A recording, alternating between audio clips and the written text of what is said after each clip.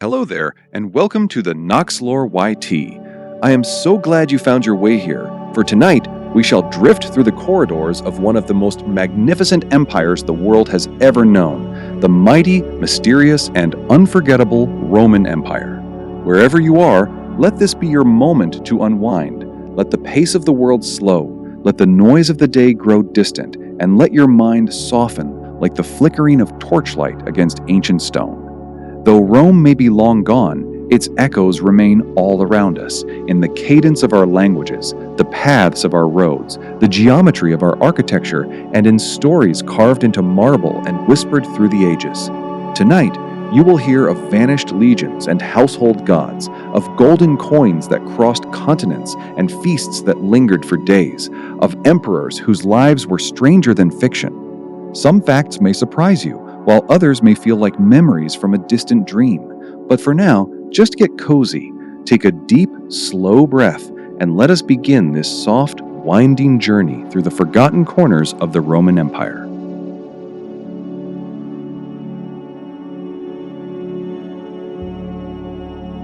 The warmth beneath the stone. On the windswept frontiers of the empire, where winters bit with damp, chilling teeth, Roman engineers mastered the art of warmth. In military forts nestled in the rugged provinces of Britannia and Germania, they installed hypocaust systems, a brilliant method of underfloor heating powered by fire. Furnaces fed plumes of hot air into hollow spaces beneath raised floors, supported by sturdy stone pillars, while flues within the walls carried the heat upward. This system warmed barracks and bathhouses alike, providing a quiet, hidden luxury amidst the disciplined, harsh life of a soldier. These floors were more than mere technological marvels. They were a symbol of Roman consistency. Whether in the sun-drenched sands of Africa or the mist-shrouded hills of Britain, the empire brought its own refined version of civilization, tiled, calculated, and always, somewhere, a steady flame burning in the dark. The quiet guardians of the sea. When we think of Rome, we often picture soldiers marching across dusty plains. Yet the Roman navy was vast, essential, and often unsung. These fleets patrolled the Mediterranean, which the Romans proudly called Mare Nostrum, or Our Sea, guarding vital trade routes and suppressing the threats of piracy. Massive harbors like Ostia were feats of engineering, adorned with towering lighthouses and intricate breakwaters. Naval forces secured distant shores and maintained the supply lines that kept the heart of the empire beating. And yet, unlike the celebrated legions, these sailors often held a lower status. Their stories rarely graced the public triumphs or marble inscriptions. But without them, Rome would have been vulnerable, disconnected, and starved. In the long silence between battles, they watched the rhythmic pulse of the tides, keeping the world connected, island to island, shore to shore.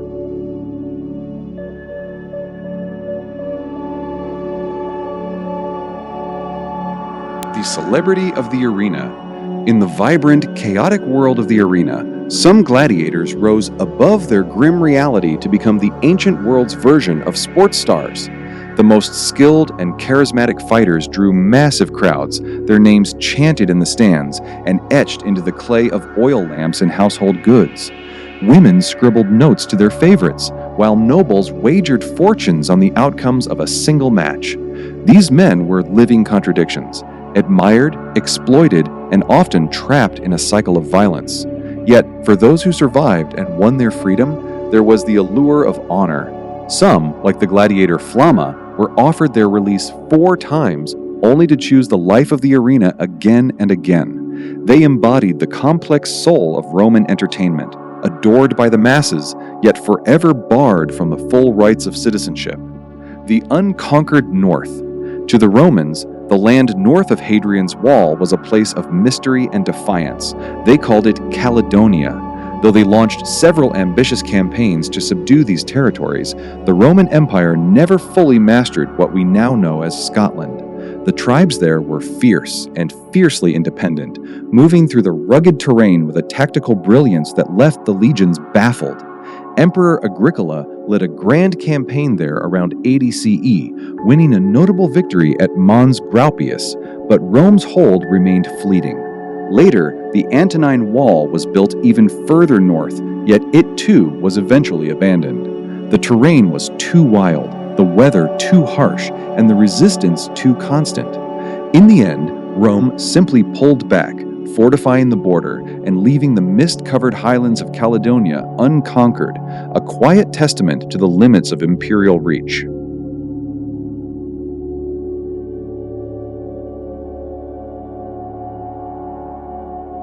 While the empire stretched from the Atlantic to the shimmering deserts of Arabia, those wild northern highlands of Caledonia remained a jagged edge, a frontier the legions could never truly tame. But within the heart of Rome, the world was ordered, managed, and sanctified, the divine in every detail. The Romans held a god for everything, crafting a world where even the mundane was touched by the sacred. There were deities for door hinges, for the ripening of crops, for the soft miracle of childbirth, and even for the city's sewage. Cloacina, the goddess of the Cloaca Maxima, Rome's great sewer, was honored with a shrine near the Forum. Her name meant the purifier, and she stood as a quiet symbol of the city's health and order. The Romans believed that honoring such gods maintained harmony between the people and the natural world. Terminus stood watch over property lines, while Cardia guarded the hinges of the doors. This intricate web of divine presence turned daily life into a gentle, continuous dialogue with the sacred. Every act, opening a gate, lighting a lamp, or resting in the quiet dark, was wrapped in ritual. The Roman world was never truly far from the divine, even deep beneath the streets. The hidden heart of the Colosseum. The arena floor of the Colosseum was once a grand stage, but beneath that wooden surface lay a hidden world of clockwork and shadow. Known as the hypogeum, this vast network of tunnels, elevators, pulleys, and trapdoors allowed for impossible surprises. With a system of winches and platforms, animals could be lifted into the arena seemingly from thin air. Scenery appeared and vanished, and fighters emerged from the depths like myths brought to life. The effect was calculated to inspire awe. It was a theater of stone, silence, and sudden motion. Today, the floor is gone, revealing the skeleton of this secret machine. Once, roars echoed from below and shadows flickered in the torchlight, turning the arena into a living, breathing marvel. The shadow of the gladiatrices. While the arena was dominated by men, women also took to the sand, though their presence was rare and often sensationalized. These gladiatrices appeared in special games, sometimes as exotic novelties, trained in the same harsh disciplines as their male counterparts. Their battles challenged the rigid roles of their time, drawing curious, murmuring crowds. Yet, such defiance was not always welcomed. In 200 CE, Emperor Septimius Severus issued a ban on female gladiators, citing concerns over morality and decorum. Following this decree, the stories of these women vanished almost entirely. For a fleeting moment, however, they stood beneath the same sun, fought with the same courage, and left behind a trace of defiance in a brutal world. A mosaic of belief. The Roman pantheon was not born whole. It was assembled over centuries, a spiritual mosaic. Early Roman faith was rooted in the quiet spirits of ancestors and the forces of nature. As the Republic expanded, it embraced Greek deities, renaming them to fit the Roman soul. Zeus became Jupiter, Hera became Juno, Ares became Mars. From the Etruscans, they took sacred symbols. From Egypt, they welcomed Isis. From the distant East, the mysteries of Mithras. This flexibility allowed the religion to evolve, not by rejecting the foreign, but by inviting it into the fold. It was a shared understanding that the divine was everywhere, watching from every corner of the sky. Life in the clouds. In the crowded, bustling heart of Rome, space was a luxury, so the city grew upward. Insulae, or apartment buildings, housed the urban population in multi-story complexes of brick and stone. The wealthiest lived on the ground floor, where rooms were spacious and the air felt light. Above them, the floors became smaller, darker, and more precarious. Water had to be carried up. and the threat of fire was a constant, quiet hum of anxiety. Still, for many, the insulae was home. It was noisy, cramped, and vibrantly alive, with neighbors arguing through thin walls and families sharing simple meals as the shadows of the building stretched long over the marketplace. These were not mere structures. They were the beginnings of urban life as we know it, layered, imperfect, and human. The pragmatism of the street. It may sound strange to our modern ears, but the Romans used human urine as a vital cleaning agent. Collected in public jars, it served as a source of ammonia, a powerful, biting bleach used for cleaning clothes and treating leather. Fullers, the ancient launderers, would stomp garments in vats of water and urine to strip away the grime. The process was pungent, yet undeniably effective. The value was so great that emperor landscape of discipline and hierarchy. While crimes of treason could invite brutal punishments like exile or the damnatio memoriae, the erasure of one's name from history, the system also offered protections. Citizens had the right to a trial and the ability to face their accusers.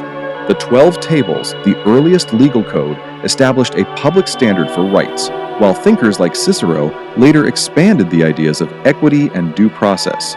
This sense of permanence extended to their architecture. Roman bridges, built with precise stone and mortar, were designed to outlast their creators. Many used the arch to distribute weight, allowing them to withstand centuries of wind, water, and traffic. The Alcantara Bridge in Spain, built in 104 CE, still stands today, a silent, sturdy testament to a civilization that viewed every road and bridge as an investment in eternity. And in their quiet devotion to knowledge, the Romans built public libraries. Long before the printing press, books were precious, handwritten scrolls. Yet Rome made these treasures accessible. By the 1st century BCE, libraries appeared near temples and baths, divided into Greek and Latin sections. They offered quiet reading rooms and niches for study, where citizens could escape the clamor of the streets to debate philosophy or simply sit in the soft, dusty silence of history.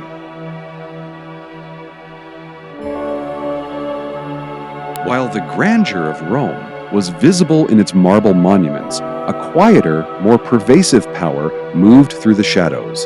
The frumentarii, originally military supply officers, evolved by the 2nd century CE into a shadowy intelligence network. Operating from the Castra Peregrina on the Caelian Hill, they acted as the emperor's eyes and ears, monitoring dissent and uncovering plots. Their presence was a silent tremor of fear for senators and citizens alike. Though later replaced by the agentes in rebus under Diocletian, the mission remained unchanged: surveillance, secrecy, and control. In a world where power was a fragile prize, the emperor ensured he was always watching. The absurdity of power. Sometimes that power took a turn into the bizarre. Emperor Caligula, defined by his extravagance and instability, famously doted on his racehorse, Insidatus. He gave the animal a marble stable, gilded oats, and a personal servant. But he went further, allegedly declaring his intent to appoint the horse as a consul, the highest political office in the land. Whether this was a calculated insult to the Senate, a symptom of madness, or a piece of biting political theater mocking the elite, it serves as a stark reminder: beneath the Roman veneer of order, power could be dangerously and strangely personal. The wings of the feast. The Roman appetite for spectacle extended to the dinner table. To display their wealth, the elite imported exotic creatures from the furthest reaches of the empire. Flamingos from Africa and peacocks from India were prized for their rarity. At lavish banquets, a peacock might be served whole, its vibrant feathers painstakingly reattached after cooking for a dramatic reveal. Flamingo tongues were a sought-after delicacy, valued for their tender texture. These feasts were not merely meals, they were performances. In a world where food reflected one's standing, to serve the rare was to demonstrate how far your influence stretched. From the burning desert dunes to the cool shadows of a garden courtyard, the empire's reach was felt on every plate. A divinity of memory. In Rome, the line between mortal and God was porous. Upon an emperor's death, the Senate could vote to declare him divus, divine. This was more than a tribute, It established temples, cults, and sacred rituals in his honor. Some, like Augustus, were deified with genuine reverence. Others, like the erratic Commodus, demanded such status while they still breathed. Curiously, even emperors who had been widely despised were sometimes elevated as a political gesture to stabilize the transition of power. It was a way for the state to manufacture legacy, ensuring that even when a man turned to dust, his name remained fixed in the heavens. The resilience of stone. The Romans were masters of the earth. Their concrete, a blend of volcanic ash, lime, seawater, and crushed stone, possessed a self-healing quality that has allowed it to endure for over 2,000 years. As seawater seeped into the structures, it reacted with the volcanic materials to grow new mineral crystals, strengthening the concrete over time. This is why the Pantheon and the ancient harbor walls of Puteoli still defy the erosion of the tides. The secret of this mixture was lost for centuries, but the monuments remain, quiet, sturdy witnesses to a civilization that prioritized permanence above all else. The rhythm of daily life. For the average Roman, the city was a hive of shared experiences. Public baths were not just for hygiene, they were the beating social heart of Rome. In the Frigidarium, Tepidarium, and Caldarium, citizens could exercise, read, debate politics, or simply rest in the warm, scented mist. These spaces were marvels of engineering, warmed by hypocaust furnaces and fed by vast aqueducts. Across the empire, life was connected by a staggering network of over 50,000 miles of road. Built for efficiency, these straight-lined, stone-paved routes allowed for the swift movement of legions, messengers, and traders. Many of these roads remain in use today, bearing the weight of modern cars on stones laid by ancient hands. Language, too, bound the empire together. While Greek dominated the East, Latin was the badge of the citizen. Whether the polished, literary Latin of the elite or the rougher, vulgar tongue of the soldier, the language was the thread that connected the law, the Senate, and the faith, surviving long after the last Caesar had fallen. The truth in the scratches. History often feels like a collection of grand myths, but the reality was remarkably human. Take the gladiator, for instance, not always the doomed figure of the cinema, but a highly trained, expensive investment of a private sponsor. Most fights were performances of skill, often ending in a yield rather than death. Or consider the vomitorium, a word that sounds like excess, but actually refers to a feat of smart architectural design, allowing crowds to exit theaters with speed. Even the graffiti of Pompeii tells a story of the familiar. Scratched into the walls, you will find "I was here," crude jokes, advertisements for wine, and declarations of love. These are the voices of ordinary people leaving their mark on a world of marble. As we close our eyes, let us remember the young Julius Caesar, captured by pirates who demanded 20 talents of silver. Insulted by the low price, he insisted they ask for 50. During his captivity, he wrote poetry and joked with his captors, warning them he would have them all crucified once he was free, a promise he kept the moment he was released. It was a perfect portrait of the Roman spirit, charming, cunning, and utterly, historically unforgettable. An interconnected world. The Roman Empire was not merely a collection of statues and senators, it was a vast, breathing network of people. At its height, the empire stretched across 3 continents, spanning Europe, Northern Africa, and Western Asia, connected by roads, trade, and imperial will. From the rain-soaked highlands of Britain to the sunlit deserts of Egypt, the empire encompassed over 50 million people.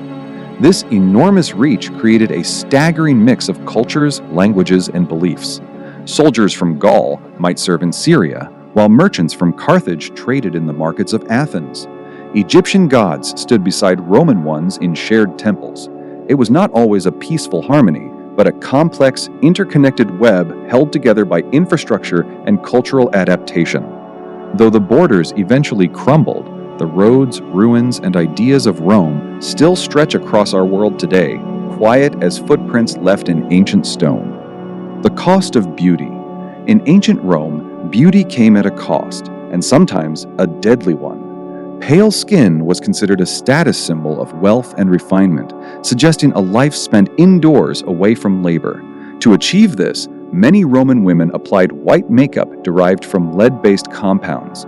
These powders created a smooth, pale finish, but over time, the lead seeped into the skin and bloodstream, causing chronic poisoning. Alongside this, women used red ochre for rouge, soot for eyeliner, and plant dyes to tint their lips, storing these cosmetics in carved ivory boxes.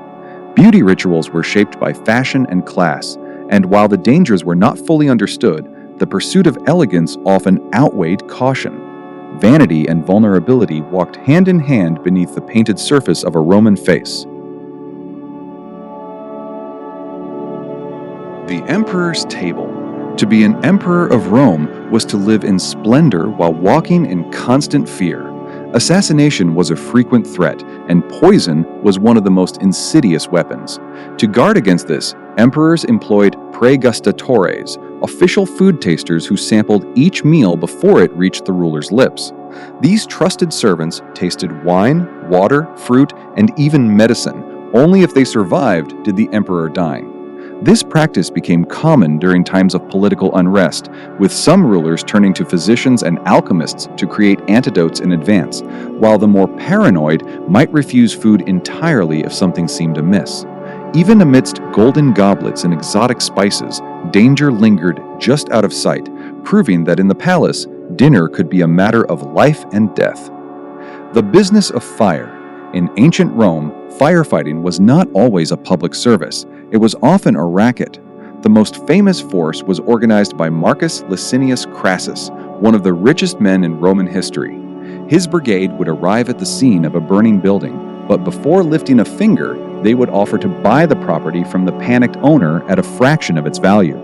If the owner agreed, Crassus's men would extinguish the fire. If not, they would simply let it burn. While emperors like Augustus eventually reformed the system by creating the Vigiles, a professional firefighting and night watch force, the origins of the trade remind us that, in Rome, protection often came with a heavy price.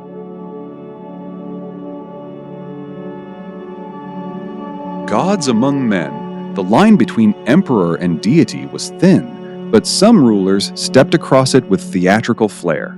Caligula is said to have appeared in public dressed as Jupiter, complete with a golden beard and thunderbolt. Nero performed on stage in divine costumes, while Domitian preferred to be addressed as Master and God. Commodus went even further, styling himself as Hercules and commissioning statues of himself wearing lion skins and wielding the club. To many, these performances were blasphemous, yet they remain a fascinating chapter in the history of imperial power. Until next time, good night, and thank you for traveling through history with us.